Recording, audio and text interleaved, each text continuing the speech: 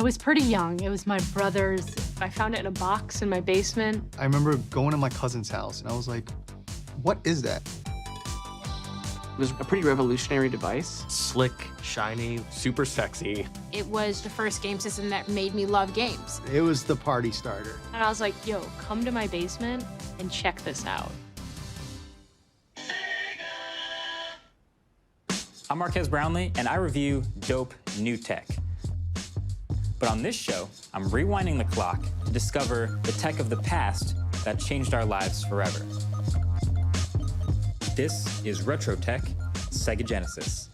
Hey, what's up, guys? MKBHD here. So the tech we have here today is very important. Back in the 80s, if you were gaming, Nintendo was it. Until this console came out, the Sega Genesis. The Genesis came out in 1989 and was a big thorn in Nintendo's side as home video game consoles made the transition from 8-bit to 16-bit graphics. And it's all over this box. The 16-bit color graphics says 16-bit, 16-bit, 16-bit. Obviously, as someone who makes videos, more bits is better. So I have no experience with the Sega Genesis. I'm starting from scratch. These things are super rare, so we didn't have a sealed Genesis, but we have the next best thing, which is Sega Genesis in the original box that it came in. And it smells like old tech. I don't know how to describe that smell. Like, think of the cardboard box in, like, your grandparents' basement. This is the matte black Sega Genesis. I appreciate the matte black, of course. Let's see what else comes in the box. That looks like a video cable, RCA cable, another cable, a power brick, and then you have your controller. Pretty simple ABC button layout. I guess I shouldn't expect it to be wireless in 1989. And then the instruction manual. Do I still have a warranty? That would be funny. No warranty. I think I'm ready to finally play a Sega Genesis game for the first time. And I guess what better game to play than Sonic the Hedgehog.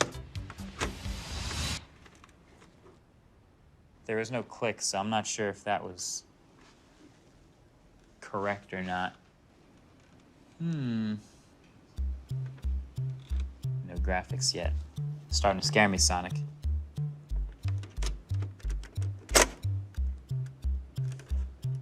I definitely remember all those retro videos now of people blowing out the cartridge. This is definitely that cartridge.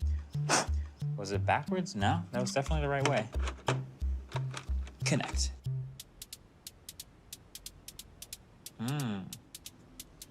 I think I'm just gonna press the reset button. There's no other buttons on this, so.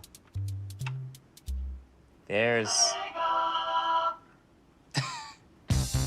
Now that I finally figured out how to turn the console on, I'm going to spend the next few days learning all about the Sega Genesis and its impact on the gaming industry. Hannibal, first of all, thanks for joining us today. Sure, thank you, Appreciate man. it. Yeah. First thing I'm gonna ask you to do is check underneath your chair. Second. Hey! The Sega Genesis. This brings back memories. I missed you. A lot of trauma's coming back to me right now. I'm getting destroyed in sports games. Especially holding the controller, it feels like traveling back in time. Sega! So let's go all the way back to the beginning when you had to go to an arcade.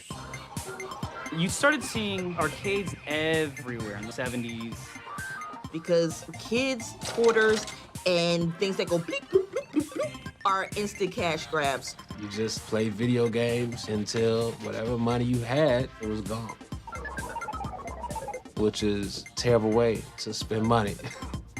For a period of time, the best games were still in the arcade first. But then there was the video game crash in 1983.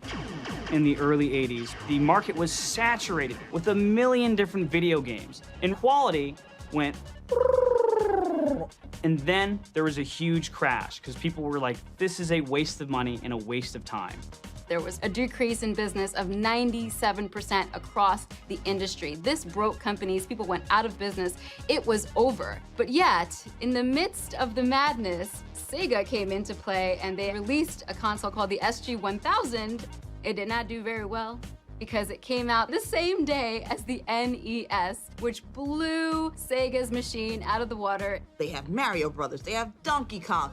The poor SG-1000 cannot compete. Sega, they go back to the drawing board. In 1986, they come back with the Master System. The Sega Master System with twice as much memory. But Nintendo, by this time, has Super Mario. Super Mario is a juggernaut. By 1989, 1 in 3 households in America had a Nintendo console, and Nintendo really did seem to be running away with the video game market.